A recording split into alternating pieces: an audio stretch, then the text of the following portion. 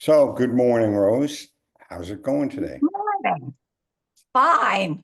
I am very excited about our discussing action, teacher take action, transforming principles of education because of the verb teachers taking action, not listening to or reacting, but teachers acting bottom up to transform, nurture, guide, and empower themselves and students with actionable work. Yeah, you nailed it. It's what we see is the fix, the transformation that's needed is going to come from the teacher, from the bottom up, and that's the only way it can work. And so let me give our bona fides very quickly. My name is Professor Mark Gura. I'm currently a professor. I teach education courses online for Touro University graduate level. My background is I was a public school teacher in the Lower East Side of Manhattan, in South Jamaica, and in East Harlem for almost 2 decades. Left to become involved in professional development of many other teachers, curriculum development, started to teach again at retirement on the university level, became a writer, education journalist, and now I have this channel, Professor Gura's class. And you, Dr. Rose, as you informed me, you were a school librarian for a while. How long was that for? Not a long time, huh? A year or so? I,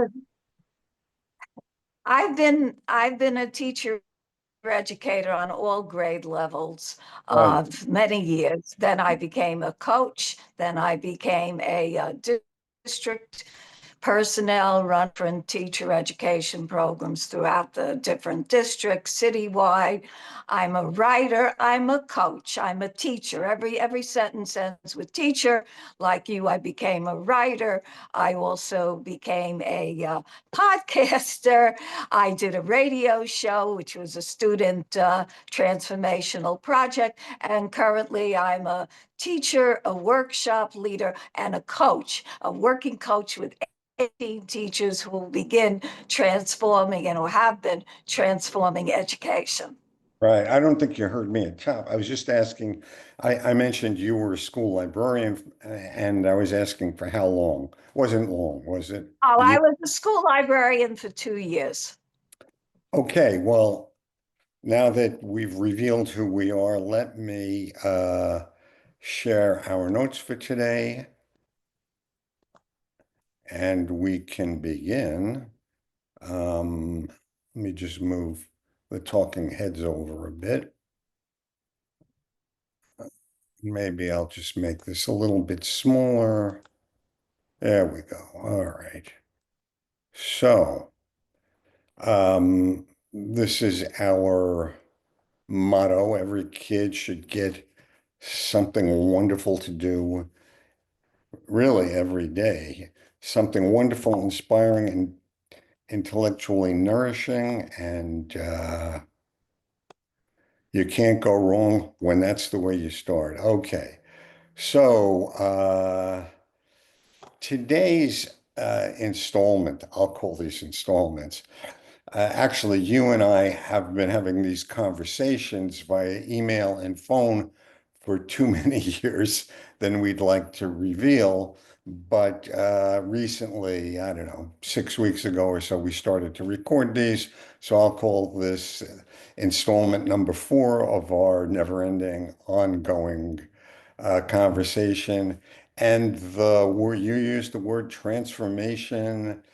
This installment is going to be about unpacking that, dissecting it, separating the wheat from the chaff, et cetera, et cetera. And so in my inbox, and I expect in yours too, this word transformation, transformation of instruction, transformation of education keeps popping up lately over and over again. Here in green, well, also we're going to talk about the new ISTE and ASCD transformational learning principles in a couple of minutes. And so I'm wondering, am I hallucinating? Have you been catching wind of this too? Okay, so in our field, as we both know from our years of experience, different theories, and actually, I would call it a coming together, a term that defines what many good teachers have done over the years and good administrators, but a term emerges every few years like a fashion fad. But some of these terms beautifully define what true learning is. So in the last year or two or so, and you show, and we're going to show in the notes the little history, this term has been used, transformational learning. And ASCD issued a free issue, which you'll have links to, of different theorists talking about it. And basically, you're not hallucinating. This is the term. But what's wonderful about it, just like other terms, multiple intelligence, Bloom's taxonomy of learning, what's wonderful about it is it serves to define, to provide an umbrella term for a set of concerted, systematized practices that teachers can do right now, bottom up.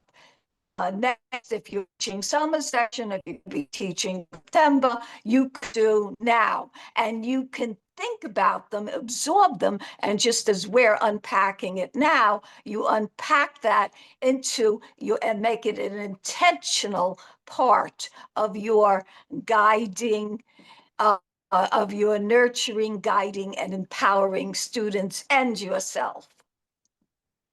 Good. And you know me, I'm always the a little bit of a curmudgeon. So I've been down this road before, and every now and then uh, uh, the field of education latches on to a word or a concept, and I love them. They really express so much, but I also wonder sometimes if there isn't too much attention paid to the word and not enough to how to make it real.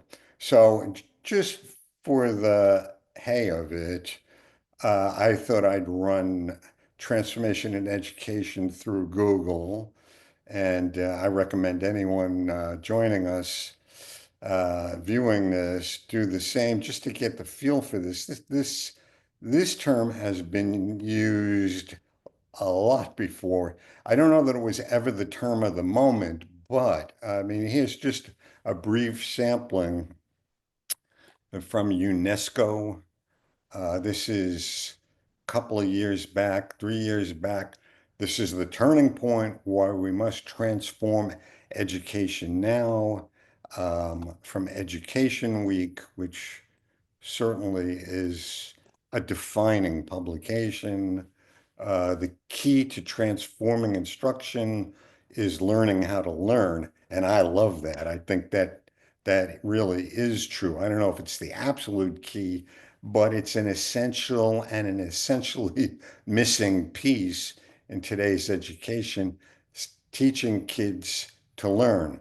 Okay, and so where do we stand on this? Well, I think one thing we should, you know, massage a little bit is, so what is it that needs to be transformed and how and why? So I'll go back to our little tagline, give every kid something wonderful, inspiring, and intentionally nourishing every day. That's that's the disruption that's needed because in my opinion, and I know in yours largely too, Rose, that's missing. Kids show up to school and they don't find anything by their standards or their experience or by their heart that's wonderful, inspiring, or nourishing. And they certainly can sense it. Okay, may I build on what you said, Please. Professor Gura? All right, I'll build very quickly. Just that when we're talking about kids not showing up and finding anything, this is also teachers. You come to school now and you're going to have something nourishing, engaging, intellectually wonderful, inspiring, etc., because you are going to transform the script or transform what was delivered down to you. You're going to put up, you're going to come in, you're going to be doing with and collaborating with. So that's part of this. It's not only transforming, doing it too, but transforming ourselves and the students. And I love this graphic. Do you want to, and this quote of note, Professor Gura, Yeah, explicate? I'll introduce this in brief, but I'm going to share with you that earlier this morning, Rose, as I love to do in between real work, is I hit Facebook and I use it professionally. And there are ads there. And there's so many ads this morning for ways to force good behavior and compliance out of kids. Oh, And my position always is, again, if you engage those kids in something they love doing, something that stimulates them, I'm not going to say it's the cure-all to everything, but so many of those behavior problems will just melt away because, in the kid's own opinion, they have something more important to do. Okay, exactly. yeah, so I love this quote from Sir Ken Robinson, who passed away a couple of years ago. He was an educational theorist, and I guess you could call him a philosopher, but primarily he was an advocate because of his personality and his wit. He did these wonderful TED Talks that are on YouTube and have millions of views.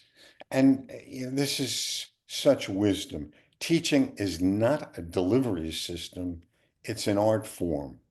And so, yeah, I mean, unfortunately, so many teachers, when they go to undergraduate school and their courses they get in their education major, it's about how to be an effective platform for delivery. That's your job. You're going to deliver this to the kids. And, when they get a job and go into this school, there's a lot of rhetoric about other things, but the core of the message that they get from their supervisors is you're a delivery mechanism, Miss McGillicuddy. Uh, Miss McGillicuddy, third grade teacher or whatever. And, we're going to support and force the issue of you becoming a good delivery mechanism. But as Sir Ken points out, it's an art form. And now some people hearing the word art go, "Ooh, I'm not an artist." Well, actually, to be an artist is to release something of yourself that's there already. And this ongoing conversation that we have and record now, Rose, is how to be that artist and how to do it without sweat and pain. And what would you like to throw into this mix? Okay, I will just throw in an artist is someone who expresses what's themselves. You don't have to be, I am not a visual artist, God knows. I'm a talker, but teachers need this principle, this set of principles. And indeed, you must bring in look to yourself. You won't be a deliverer of a system if what you're doing is you're imparting your interests, if you're also nurturing who you are, what your purpose is, what your passion is, and infusing it, being the artist of your teaching and learning, which is ultimately transferring and sharing and moving forward and collaborating with the students. And together it's an art form, because while you may not be making a wonderful mural or mosaic or etc., a real artifact, you're making an art, you're collaborating on the art of self. That's what education is, continually defining and expressing yourself and helping the students find out who they are and then express, communicate, and work proactively to that. So we all are artists of ourselves, and helping the students find the artists of the self they are. And that's what's very wonderful about not only Ken Robinson, but about these ideas of transformational change. Yeah, and I loved everything you said there. And yeah, the classroom is a great studio to make that art happen. And I love that you pointed out that it's about you, and it's about you in addition to doing your job, really enjoying yourself, growing as a person through doing your job. I could go on and on. I won't. Let's press forward. I always loved so when I do my graduate class, my graduate education class, I often bring up, how are we doing? You know, because so many of my students, and they're all in-service teachers, I'd say 95% of them in service in the New York City public school system, which is where you and I worked for all those years. I didn't mention in our bona fides, as I like to, that between the two of us, we have more of a century, more than a century of direct experience. You'll forgive me for that, Rose. Most of it mine. Uh, okay, so one of the things that kind of astounds me and confounds me is that over the past few years, so much discussion has come up about how much better the public schools in Finland are. And, you can hear the wistful sighs. Oh, if I could only be a teacher in Finland where things are wonderful and fun, instead of here where it's so much scripted drudge work. So this was from my Facebook stream. And I've seen this so many times. This same little meme thing on Facebook. Finland's world-renowned education system focuses on student well-being over test scores, with no standardized tests, little homework, and short school days. It emphasizes trust in teachers who are well paid and respected as doctors. And with my literally over 50 years in the field, I don't see why we can't have this. And I don't mean in the pie in the sky sense.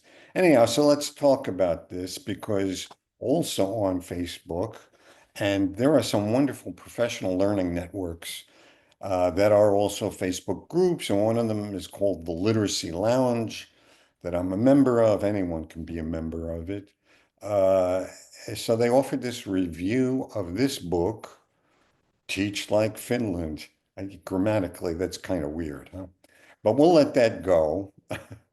The subtitle is 33 Simple Strategies for Joyful Classrooms, Timothy D. Walker. Yeah, I haven't read the book yet, but I just love the sentiment. Thanks for that, Tim. And that you've gone ahead and given actual strategies says an awful lot to me. So we're not going to scratch our head and figure out how do you do this. There's a lot of, he's offering a lot of models. So, and you too, Rose, I'm sure you've caught wind of this. Oh, the schools in Finland are so wonderful. Buzz. Yes, I have caught wind of it. And in fact, One of the teachers in my network of teachers I coach with at Messiah 62 District 20, she does brain breaks with the, let's look at the specificity here, you've given us these beautiful notes. She Right. does brain breaks with the class. She's been doing things. She actually has read in this field, believe it or not, for our talk, and she shared some of it. So the brain breaks. Now, also, I want to point out that none of this costs any money. And let's look at the word recognize. I was a soloist at the beginning of my lengthy career. I was my own artist. I designed my own projects. I made myself happy. I made the kids happy. This joys I've had the last years. I've been working with 18 teachers as a co-working, collaborating coaches, collaboration. Doesn't cost anything. Sense of belonging and community. Yes, make a project, have the kids. I can't wait to get to school, to stand on my soapbox, to run my school, to usher people around the building and tell them about Culture Day, belonging, joy. Now, joy is something, and these words, audience, listen and remember these words or review afterwards are words here. These are words that echo and resonate with the principles we're going to talk about. Joyful learning environment. Not you come in and I'm going to be observed for being on this page of the script and giving out this assignment, but I'm coming in and I'm planning my I get the vote out project, and today I'm going to get to see what designs the kids did for those stickers, and I'm going to see how they react to it and who they were interviewing. I'm excited, the teacher, and the kids are excited because it's their design, their person. So these are wonderful, no cost, implement, can do, as you used to say, I know from your work, Professor Gura, and as I always say, something I can do either next period or the next day, or something I can do when school starts. So the timing of this episode is wonderful. And notice all the positive words there too. Brain breaks, collaborating, belonging, community, cultivating, not being forced, not being subjugate, promoting, value, play. I am very playful in my personality, and Professor Gura and I once played with balloons during a serious workshop of someone else. Didn't appreciate it, but I love playing.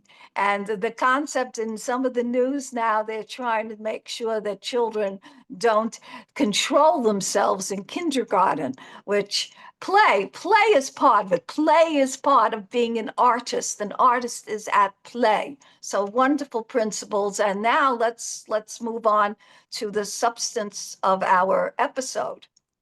Yeah, so I'm just gonna I'm just gonna say that one of the messages I hope people get from this discussion is that um, you can drill down to specifics in this overview we're giving. And as you do that, you'll find real things you can do without too much struggle. Sometimes it just requires a little shift in perspective. And That's not it. only a shift, but I just want to say quickly, intentionality. When you do something, if you're going to lose weight and you know you've got to do 1,400 steps of 1,500, and gee, you should now not be, watch what you eat and portion. That's being intentional about it.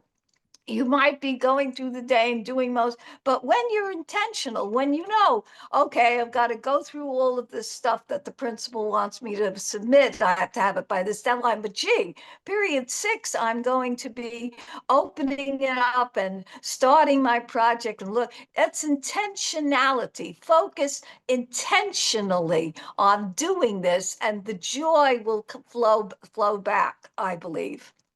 And I agree. And so let's intentionally get into this framework. I'm calling it a framework. So recently, well, a few years back, ISTE, the International Society for Technology and Education, joined with ASCD, which forever, in my experience, has been the blue chip gold standard for uh, teaching and education in general. And I think it's very wise because technology is no longer a fringe element. So recently, in late June, they had their combined annual conference, and they also, also you'll see in educational leadership, which is a fine, I'll call it a journal slash magazine, followed suit in getting everyone in the field focused on this framework. So a couple of things that came out of the conference was this strategic shift. Um, Technology adoption debate has ended. This is something I've been saying and writing about for 7 or 8 years. I went to the annual ISTE technology conference maybe 7 or 8 Junes ago, and it hit me. This is no longer a fringe tangential part of it. This is mainstream. Best practice is done through the use or supported by the use of technology, and on and on and on and on. So I was happy to see this come up in the the the journal text verbiage, um, and thrilled to see this other thing, emphasis on joy, addressing educator burnout and the need for recharging. And our position is it's two sides of the same coin. When the teacher plans and makes it intentional to structure the learning experience so that it be joyful for the student, that's self that's self-joying. I'll put it that way. It impacts the teacher with a joyful experience as well. Okay, so we only run for an hour here on these conversations, but I thought I would just remind that if you're looking for a raft of wonderful, free, 99% of the work done for you, um, I, I can't come up with enough good adjectives here, Rose. And these were all your suggestions to begin with. One of the times you visited my class directly, we had this great conversation that resulted in this video. So if people want a whole bunch of ideas on things they can do free, and the planning and the whatever the printables that are needed to do, it's all done for you. Um, we will provide the link to this, or you can just, I mean, there's the title. Um, Free online programs, just go and find it on YouTube yourself. If you want to throw 30 seconds in to enrich that, fine, but anyone can go to this, and there's plenty of Dr. Rose throughout. Okay. And so we've also got we're also providing links to some great articles that that we think are all about what we just discussed. But I think maybe, Rose, we should just move on beyond these. I know you wanted to talk about Zoretta's article, um, but Maybe we should let's go to the principles I think so that we let's need to get there. yeah, And let's get and there. then again, to my point of this is in the air now. This is an offer from McGraw-Hill for a webinar. So here we have the principles on the web, Rose. 8 core principles. Yes.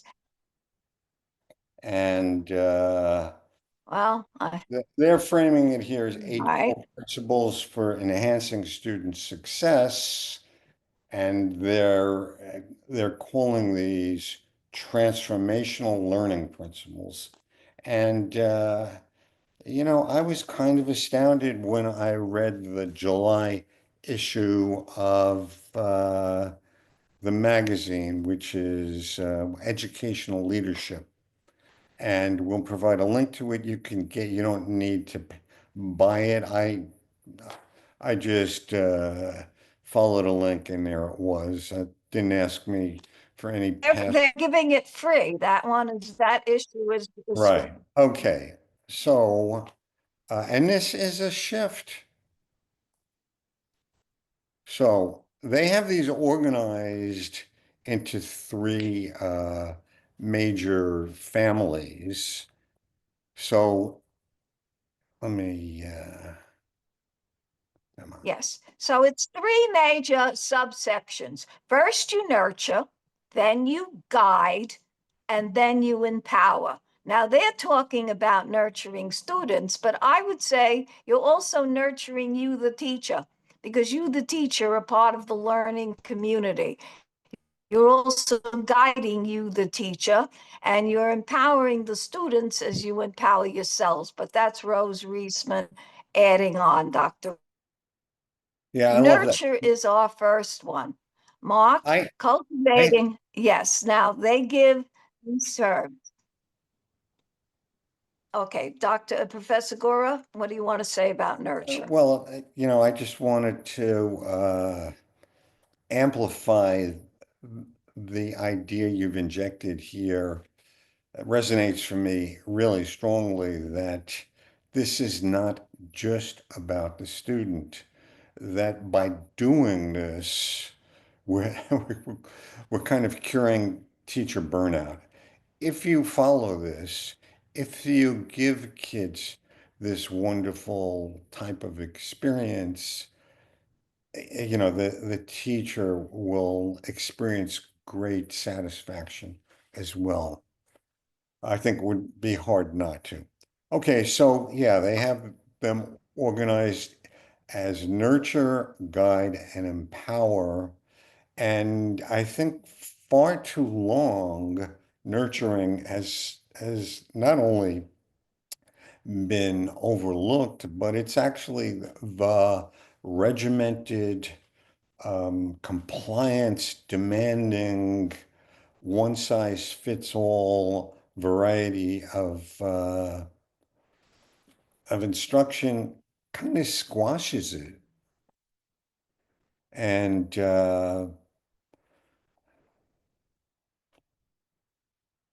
okay, welcome back, Rose. So unmute yourself.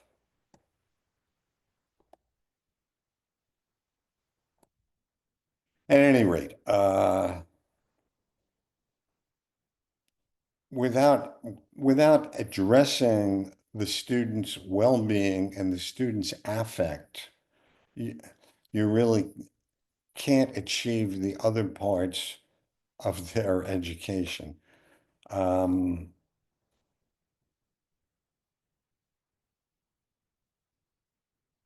All right, so I would like to add to this that nurturing, that whole thing of cultural, and Zaretta Hammond says, connecting learning to the learner and to you. In order to make a connection to nurture the learner, you have to connect yourself. So if you're doing a project on getting out the vote, you should be talking about your first voting experience. How do you feel when you go to the poll or you mail it or by the ballot or whatever? Who are you? You have to open up, not your whole life, all the different flaws, but personally, you need to connect. And once you connect, it activates the students. And once the students are doing something that's connected to their world, then we don't have management problems. We have engagement and creativity and collaboration and community belonging. So this is a lot of different wonderful things costing nothing. And in each of us, transformation. We all have the transformative Superman or superhero within ourselves. It may not have a costume, but we've got it inside. Only activate it, like we just connected our recording. Right. And I'll also add, I particularly love this connect learning to the learner. So maybe people are listening and thinking, oh yeah, well, that sounds good. Nurture these kids, get them engaged. The way to do that is connect. One of the strong ways to do this, connect learning to the learner, and another way that this has been put and bandied about for well over a decade is student voice and choice. So when kids get to weigh in on what it is they're studying to a degree, of course, they're guided by the teacher sets the parameters. Uh, when they get to make that choice and when they get to express their opinion, um, this becomes a different experience for them. There's a lot said about personalized learning. I call this self-personalized learning, and it's powerful. It's a powerful shift. So, so uh, there's also let me see if I can get this through the, Guide, guide. yeah, guide. Well, All right, guide is the second. So after you connect the learner, then you can't just say, well, do anything. You have to, now this is key, spark curiosity. This is also mentioned by Zaretta Hammond in her article, which is included in that free issue there. Curious. Curious does not mean I'm curious about the answer to the question in the scripted curriculum and I'm curious to go back to the excerpt to find it. Curious means, what does it mean? What is this like? Where did this screw come from? Where did this thing come from? What is it missing from? Why is it here? What else might it be?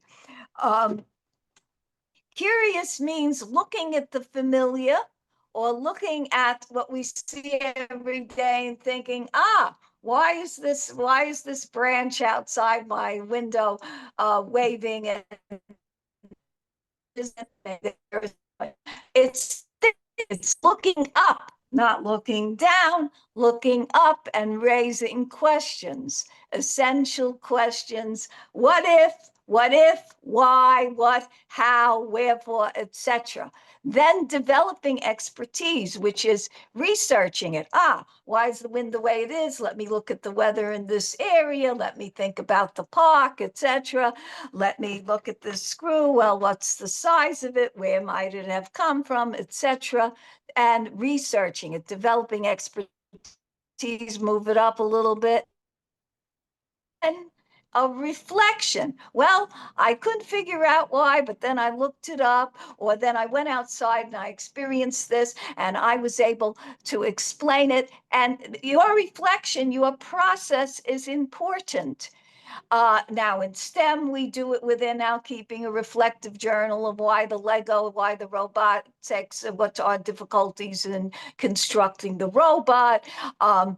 Any project I do, I say, what are the pitfalls? What are the challenges you encountered? And how did you resolve them? Such as the two persons recording this today encountered certain challenges and we're resolving them and they're going to reflect on them.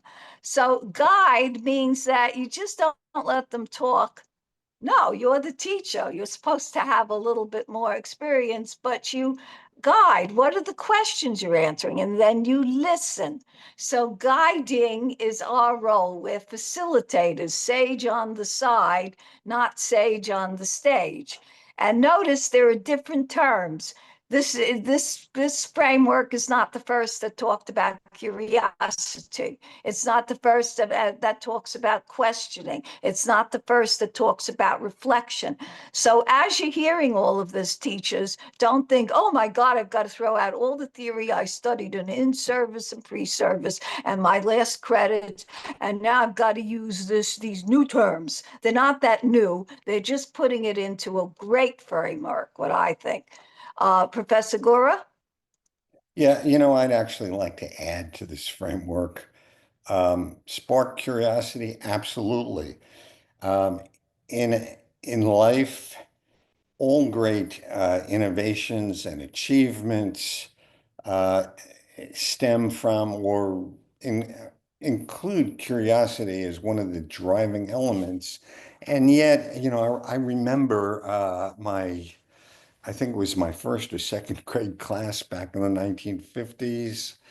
So the teacher was up at the chalkboard. They still use chalkboards then, showing us that 2 + 2 = 4, Dr. Rose, and little Mark raised his hand and asked the question, why?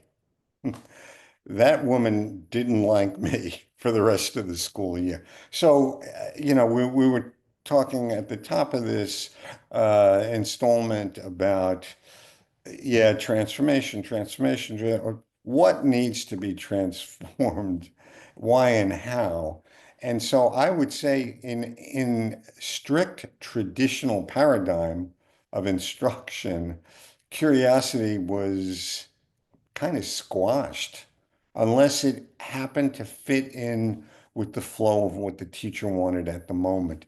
And that's one of the, that's a piece of advice. If some kid hits you with a wonderful question that's a learning opportunity out of left field at an inopportune moment, let it be.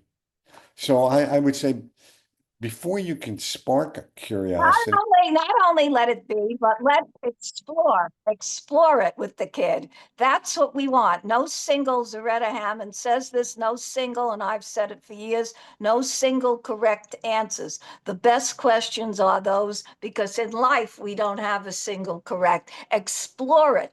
That's part of nurturing and guiding. Nurture the kids' curiosity, explore, because that might be more important than your original.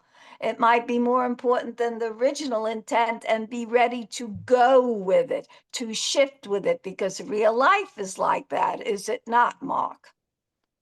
well, my life certainly has been like that. And yeah, let me just finish the thought, which is that before you can spark curiosity, you should honor it. You know, even if it's not convenient, and celebrate it. You know, so you're establishing a context in which it's safe to be curious. I mean, as a student, say safe to be curious, to express the curiosity, and to push a little bit. And so these three elements, nurture, guide, and that kind of goes round and round. So yeah, you're sparking curiosity. You're actually also empowering students, by doing that. And here, under empower, and there could be books and books and books on this. I honor the difficulty of trying to encapsulate this in a graphic like this, but I love this too. Prioritize authentic experiences. So you're all about providing students with authentic experiences, doing real things in the real world. And to some people, that might sound difficult to do. Oh, I've got to go take the kids to the zoo in order to have them write about the otters and the giraffes, and that I've got to get permission slips and money for a bus. And but it doesn't have to be like that. There are Okay. I authentic. currently Yeah, May go I ahead, share some authentic experiences and how to do them? And thanks to please. the fact that we have technology, experiences can be even more authentic without leaving your seat in your school with zero permission slips. So, for instance, coming up this September for no money, I have already been planning and nurturing. You do need planning, but online, I met with a team of 4 people taking time during the summer. We're planning our Get the Vote Out campaign. And what we're going to do is we are going to talk about our voting experiences and going to the poll and the ballot box and the hot last New York City vote was among the hottest days in June. We're going to talk about all of that. The students are going to talk about what voting means. Do they want to vote? Do they think members of their family vote or don't vote? We're going to introduce the idea of a sticker. We're going to show other stickers. The students are going to design a sticker. They're going to take a piece of white composition paper from the machine, and they're all going to make designs. We're going to learn about logos. They're going to fool around with that. Then we're going to have a voting contest where it's going to be put up in different, the school of their friends are going to vote without seeing their name, vote on a sticker design. We're going to choose some. We're going to print out stickers, all costing nothing. Zero. We have a sponsor who's going to pay for the stickers, and if not, the 4 or 5 of us would have paid for that. And they're going to go home and they've got to convince one person, one adult eligible to get there to the poll by, and the adult is going to sign a form that they went, or we're going to have a picture, and then they're going to get their sticker and agency. So they're being empowered, they're nurtured, then they're going to be guided in the design. They're empowered. They're going to have a real product. Even if they don't win the 4 or 5, they're going to have an exhibit in the school. It's going to go on the website. More importantly, it's going to go to the Pennsylvania website, Council for Social, where we're going to run that sort of contest in Pennsylvania, but our kids are going to be the Brooklyn ones. So they're going to have a page there. Then we're going to share it with the housing group who encourages vote in Brooklyn, right in our neighborhood. And we're then going to take a picture and frame the 3 winning designs are going to be framed with a picture frame with glass. It might cost me, I don't know, $30 or so. So they got agency, they're empowered, and their designs will then inspire. There are a few votes during the year. There's a vote for the city council, city education council, whose each district now has there's a vote for that. There's a PTA vote, and with very few parents really vote for PTA leadership. So getting the vote out is a real action. And there aren't enough, our whole country, as some children tell me from other countries, you don't have the right to vote. Here you've got the right, but not everyone is exercising it. So the kids will be nurtured, guided, and empowered. They're going to have agency. They're going to have a product. They're going to have a website. They're going to have a design on exhibit. And they're going to have the connection with the community person who they did indeed get out to vote. That person listened and made their way or put their ballot in the box or whatever and got there. Or voted for the PTA president, which will be a really important thing because very few parents in our thing eligible to vote for that leadership. Or voted for this education council, I think it's called ECC, CEC, excuse me, voted for the CEC District 20 will get more votes. So that's the whole circle right there, costing nothing. And the joy was on a hot day this past week, we had a Zoom meeting of me and 4 other people. One is going to podcast the kids. We're going to talk to the mayor's office and see if we can get some recognition from Mayor Adams, who's running for election, so probably will. it was just wonderful sitting with all these people on that day Zooming. So I feel good. We feel good. We can't wait to see the stickers. And the kids are going to do something palpable. We're going to get out, I don't know how many votes, but we're going to get out a number, real world.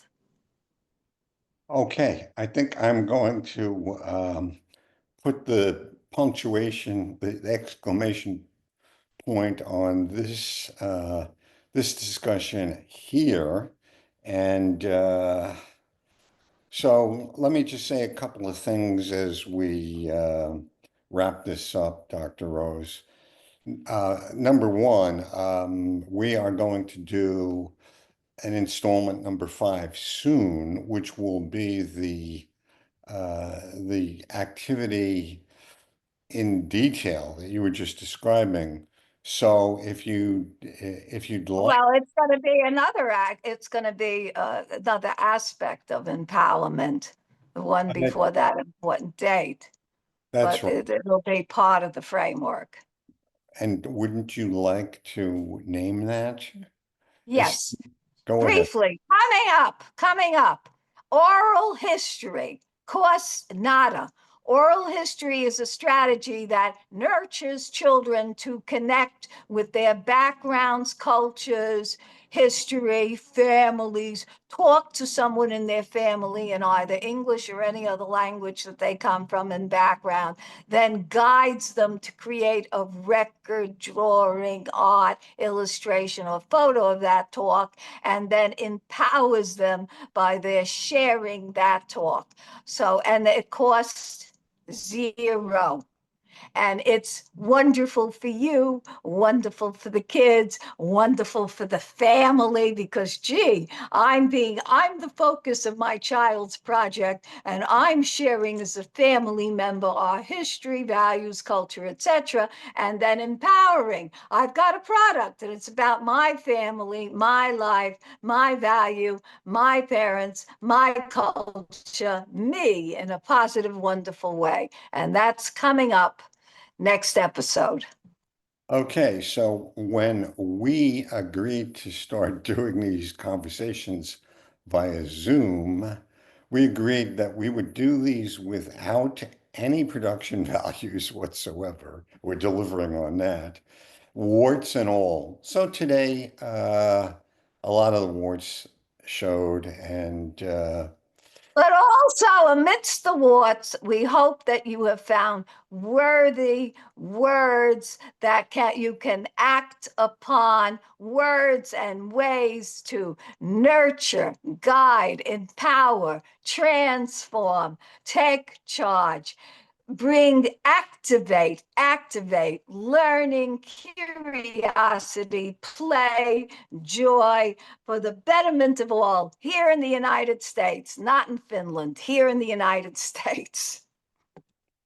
yeah, so and we're good words and the spirit, hopefully we've shared the spirit of a better way, transforming school to something much better in which the learning experience is wonderful, and in making it so the teachers get true deep satisfaction. So, Dr. Rose and I are also going to ask you to subscribe to the channel. And I think that's it for today, Rose. We'll be back in a couple of weeks, right? August 15th-ish. Okay.